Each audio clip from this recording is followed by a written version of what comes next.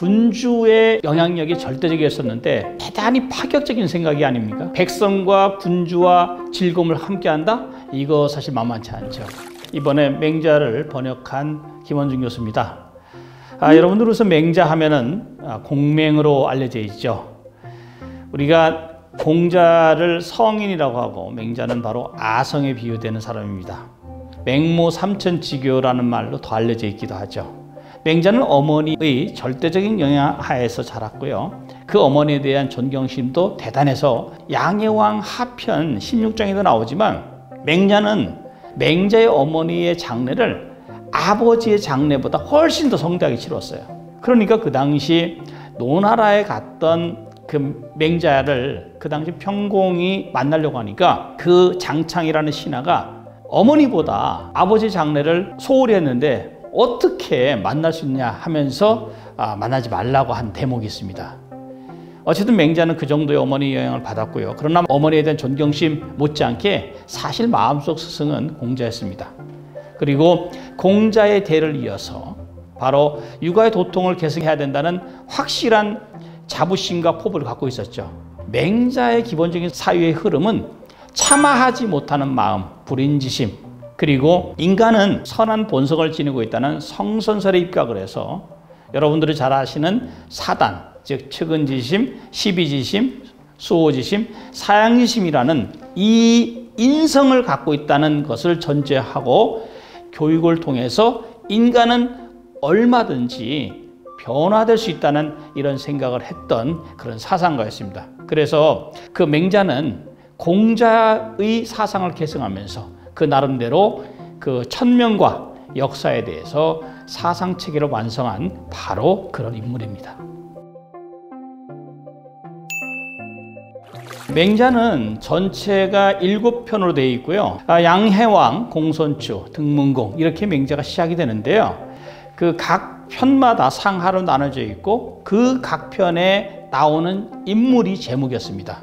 그렇다면 이 책을 누가 지었을까요? 맹자는 제자를 공자처럼 많이 두진 않았어요. 그 핵심 제자들이 바로 만장과 공손추입니다. 그러한 제자들이 맹자, 즉 스승인 맹자가 한 말을 편집해서 낸 책이 바로 이 맹자다라는 설이 대체적으로 확실하고요. 사마천도 이런 말을 했어요. 맹자는 만년에 제자들과 함께 같이 지었다. 이것도 또 설득력이 있습니다. 논어 같은 경우는 여러 제자들이 나오고 여러 인물들이 나오잖아요. 근데 맹자는 처음부터 끝까지 맹자가 주인공입니다. 그러다 보니까 어떻게 했어요? 논리가 굉장히 정연하겠죠. 그리고 맹자가 왕을 만나서 또 누구랑 만나서 얘기할 때 대단히 치밀한 설득술을 발휘하고 있다는 거.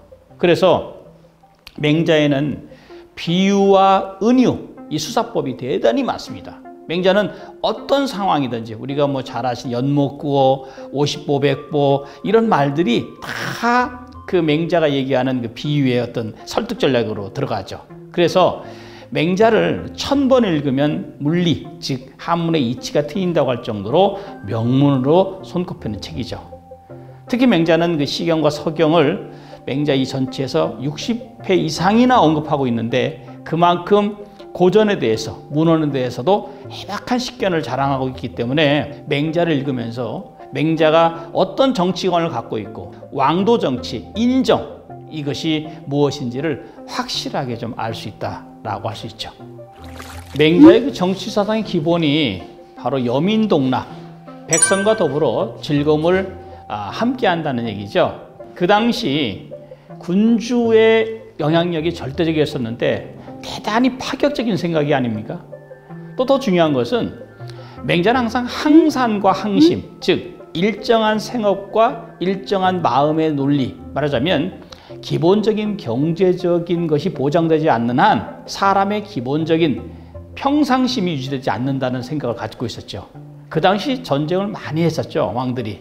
그럴 때 맹자가 제시한 것은 뭐냐면 농사 짓는 때 전쟁에 동원하지 말아라. 그리고 물고기 잡을 때도 너무 촘촘한 그 그물로 해서 물고기를 글자대로 싹 잡지 말아라. 벌목할 때도 큰 나무 위주로 해서 가려서 하고, 그러고 나서 이제 백성들로 하여금 부모님 봉양을 하고 장례를 치를 정도의 기본적인 생활 수준, 이것이 보장돼야 된다는 거죠. 그러니 그 당시에 패권 전쟁을 일삼았던 왕들이 얼마나 자기 자신의 사유가 흔들어졌겠습니까? 그래서 맹자는 철저히 백성과 함께하는 민심 지향적 정치 성향을 갖고 있었죠. 특히 세금 징수라든지 정전제라든지 이런 부분 다 그런 것을 그 왕들에게 합리적이고 합당한 세금 징수를 주창을 했죠. 맹자는 철저하게 뜬구름 잡는 식의 논의는 필요 없다. 그러니까 맹자의 냉철한 현실인식, 이것은 오늘날 우리 위정자들도 귀감으로 삼아야 할 내용이 굉장히 많습니다.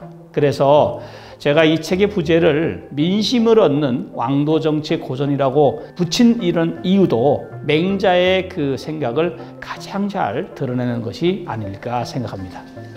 상당히 놀라운 말이죠. 맹자 맨 앞부분에 두 번째인 양해왕 하편의 8장에 나옵니다. 그 신하가 군주를 시해하는 것이 옳은 일이냐라고는 제나라 선왕이 질문을 해요. 그랬더니 맹자가 단호하게 대답합니다. 제 아무리 군주라 하더라도 폐악한 일을 저지른 군주는 인과 의를 해친다면 그저 사내 한 명 정도에 불과하지 그를 제거했다고 해서 이것이 신하로서 불경한 것이냐라고 하는 대목이죠. 이 말을 들었던 제선왕뿐만 아니라 왕들이 얼마나 당혹스럽겠어요. 그래서 맹자가 한때는 그 금소로 지정돼야 된다고 할 정도라 맹자의 사상은 굉장히 파격적이다. 이것은 우리가 이제 춘추시대 때 논어라는 책에서는 군주와 신하의 엄격한 구분, 특히 군주의 철저한 위상을 강조하는 것 상황과 달리 맹자는 민위귀라고 했죠. 백성이 가장 귀하고 군위경, 군주가 가볍다 할 정도로 백성의 위상을 맨 위에 둔 이런 사유가 바로 맹자가 생각하는 그 혁명적 사유, 그 핵심 사안이 아닐까 생각합니다. 제 책을 읽는 그 묘미 중에 하나가 각주를 읽는 맛이라는 그 독자들의 그런 말도 좀 많이 있더라고요. 그만큼 비교적 충실한 각주가 달려 있습니다. 이 책에 대한 역대 주석가들, 조기를 비롯해서 주희, 초순 이러한 핵심적인 고증을 한 주석가들의 의견을 받아들이고 양보진이라든지 이러한 현대의 그런 학자들의 그런 견해도 함께 분석을 해보고 제가 이 책을 번역을 하면서 왜 이렇게 번역을 했는가, 저하고 다른 견해가 있는 경우는 이러이러한 해석도 가능하고 이러이러한 작구의 의미가 있다라는 식으로 설명을 한 것이 특징이라고 할 수 있죠. 늘 느끼는 거지만 맹자는 호흡이 굉장히 길어요. 그리고 맹자는 고전에 대해서 종행으로 인용을 하고 있기 때문에 다양한 주석가들의 견해, 그 다음에 그 각주를 통해서 충분히 여러분들이 읽을 만한 그런 내용이 존재한다고 할 수 있죠. 그래서 특히 이설이 왜 존재하냐, 논쟁이 되는 구절은 어떤 것이냐, 원문에 나와 있는 한자의 의미는 이렇게 확장될 가능성이 있다라는 부분들, 그러면서 기본적으로는 선현들의 연급적 충실히 반영하고자 노력했습니다. 이러한 세밀한 주석 작업은 아마 이 책을 읽는 번역에 또 다른 맛을 던져줄 것이 아닐까 생각하고요. 우리가 이제 맹자를 연구하는 전문 학자라든지 또는 일반 독자, 맹자의 번역문만 읽고자 하는 분들 두루 한번 만족시키려고 하는 소통 지향 번역을 특징으로 봐주시면 좋을 것 같습니다.